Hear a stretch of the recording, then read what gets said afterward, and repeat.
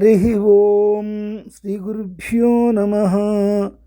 వాల్మీకి రామాయణం అరణ్యకాండలో హింసా ప్రవృత్తికి సంబంధించిన ప్రస్తావన వస్తుంది.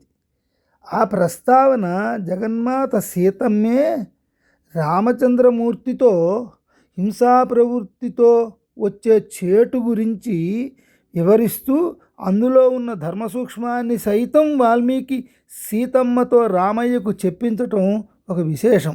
కథాభాగంలోకి వస్తే, వనవాసం చేస్తున్న కాలంలో రాముడు చిత్రకూటంలో కొన్నాళ్ళుండి దండకారణ్యం వెళ్తారు. అక్కడ మహర్షి గణాలు గుంపులు గుంపులుగా వచ్చి వినయంతో రాముణ్ణి ప్రార్థించారు. తపోనిరతులమైన మమ్మలను రాక్షసులు హింసిస్తున్నారు, వారిని శిక్షించి రక్షించవలసింది అని శరణు వేడితే రాముడు వాళ్ళ ప్రార్థనను అంగీకరిస్తూ మహర్షులకు రాక్షస పీడ లేకుండా చేస్తాను అని అభయం ఇస్తాడు.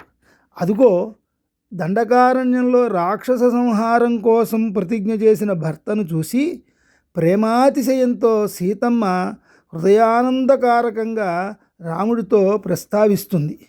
త్రీణ్యేవ వ్యసనాని అత్ర కామజాని భవంతి ఉత మిథ్యావాక్యం తు పరమం తస్మాద్గురుతరావుభౌ పరదారాభిగమనం వినా వైరంచ రౌద్రత.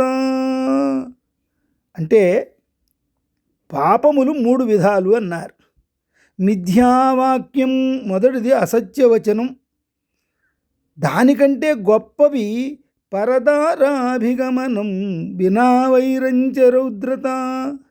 పరస్త్రీ సాంగత్యము, వైరము లేకుండానే హింసించటం. మరొక రకంగా చెప్పాలి అంటే వాచికమైన, మానసికమైన, శారీరకమైన పాపాలుగా కూడా చెప్పచ్చు. ఇక్కడ సీతమ్మ రామయ్యతో వాచికమైన పాపము మీరు సత్యమూర్తి గనక మీకు అంటదు, అలాగే ఏకపత్నీవ్రత నియమనిష్ఠుడవై ఉన్నటువంటి నీకు పరదారాభిగమనం అనే పాపము అంటదు. కానీ అంతకంటే ఘోరమైన నిర్వైరంగా సంబంధం లేని అపరాధం చెయ్యని రాక్షసుల్ని సంహరించటం దారుణం కాదా? 4 సంవత్సరాలు మునివృత్తిని అవలంబించి తాపసులమై వనవాసం చేయటానికి వచ్చిన వాళ్ళం తాపసుల్లా అహింసావృతులై ఉండాలి కానీ చంపటానికి ఉపయోగించే ఆయుధాలు ధరించడం ఏమిటి? ఆయుధాలు అందుబాటులో ఉంటే మనస్సు వికారం చెంది హింసా ప్రవృత్తి వృద్ధి పొందుతుంది కదా. ఇలా తన ఆలోచనలు రాముడితో చెప్పి సందర్భానికి తగ్గట్టుగా ఒక కథ కూడా చెబుతుంది. పూర్వం ఒకప్పుడు ఒక ముని అడవిలో ఆశ్రమం కట్టుకుని తపస్సు చేసుకుంటూ ఉండేవాడు. ఆ అడవిలో ఆ ముని ఎప్పుడూ సత్యాన్నే పలుకుతూ శుచిగా ఉండేవాడు. అది చూసి ఓర్వలేక ఇంద్రుడు అతడి తపస్సు భగ్నం చేద్దామనుకున్నాడు. ఓ రోజు ఆ ఇంద్రుడు భటుడు రూపంలో వచ్చి తన దగ్గర ఉన్న కత్తిని ఆ మహర్షికి ఇచ్చి, మళ్ళీ నేను వచ్చి అడిగి తీసుకునేదాకా ఇది మీ దగ్గరే ఉంచండి అని చెప్పి వెళ్ళాడు. అది మొదలు ఆ కత్తిని కాపాడటం కోసం ఆ ముని మనసంతా దాని మీదనే పెట్టి దాన్ని ఒక చేత్తో పట్టుకుని తిరగటం మొదలుపెట్టాడు.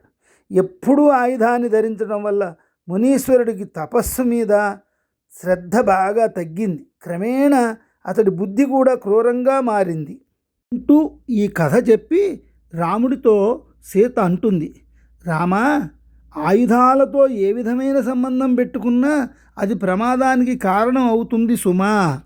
ఎందుకంటే నిరపరాధులైన వారి యందు ఆయుధ ప్రయోగం ధర్మం కాదు కదా.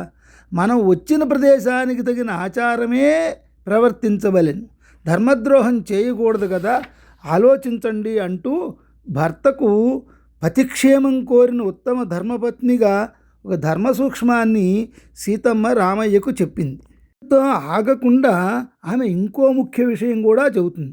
ఇక్కడి రాక్షసులు నీకు ప్రత్యక్షంగా కానీ ఏ అపకారం చేయలేదు కదా, వాళ్ళతో నీకు ఎలాంటి వైరం లేదు కదా, ఎలాంటి వైరం లేని వాళ్ళని చంపాలనుకోవటం అధర్మం అవుతుంది కదా అంటుంది. ఇలాంటి ధర్మ సూక్ష్మాలు ఎన్నింటినో వాల్మీకి రామాయణ రహస్య దర్శనంలో మా గురువుగారు చాలా విడమర్చి చెప్పారు. దానికి రామయ్య చెప్పిన సమాధానం వింటే అది మరొక కథాభాగంలో చెప్పుకుందాం.